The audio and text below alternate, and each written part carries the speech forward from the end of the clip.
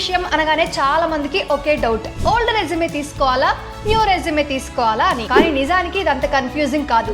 Simple గా అర్థం చేసుకుంటే ఈజీగా డిసైడ్ చేసుకోవచ్చు. First basic thing, present new tax resume అనేది డిఫాల్ట్. అంటే మీరు ప్రత్యేకంగా ఓల్డ్ రెజ్యూమే సెలెక్ట్ చేయకపోతే ఆటోమేటిక్ గా న్యూ రెజ్యూమేలోకి వెళ్తారు. ఇప్పుడు న్యూ రెజ్యూమే గురించి మాట్లాడితే ఇందులో బిగ్గెస్ట్ అడ్వాంటేజ్ ఏంటంటే మీ ట్యాక్సబుల్ ఇన్కమ్ 12 లక్షల వరకు ఉంటే సెక్షన్ 8(7)A రీబేట్ వల్ల ట్యాక్స్ 0 అవుతుంది. అలాగే సాలరీ వాళ్ళకి స్టాండర్డ్ డిడక్షన్ కూడా ఉంటుంది కాబట్టి ఇది చాలా simple and hassle free option. కానీ డౌన్ సైడ్ ఏంటంటే ఇందులో LIC, PPF, ELSS, health insurance లాంటి డిడక్షన్స్ ఎక్కువగా క్లెయిమ్ చేయలేరు. అంటే ఇన్వెస్ట్ చేసి ట్యాక్స్ సేవ్ చేయాలనుకునే వాళ్ళకి ఇది లిమిటెడ్ ఆప్షన్. ఇప్పుడు ఓల్డ్ రెజ్యూమే గురించి చూస్తే ఇందులో మీరు ATC, ATD, HRA, home loan interest లాంటి డిడక్షన్స్ యూస్ చేసుకుని ట్యాక్స్ తగ్గించుకోవచ్చు. అంటే ఇన్వెస్ట్మెంట్స్ చేసే వాళ్ళకి ఇది యూస్ఫుల్. కానీ ఇందులో ట్యాక్స్ ల్యాబ్స్ న్యూ రెజ్యూమేతో పోలిస్తే కొంచెం ఎక్కువగా ఉంటాయి. అందుకే ఒక సింపుల్ థంబ్ రూల్ గుర్తుపెట్టుకోండి, మీరు 4.5 లక్షల కంటే ఎక్కువ డిడక్షన్స్ చూపించగలిగితే ఓల్డ్ రెజ్యూమే బెటర్. లేదంటే చాలా సందర్భాల్లో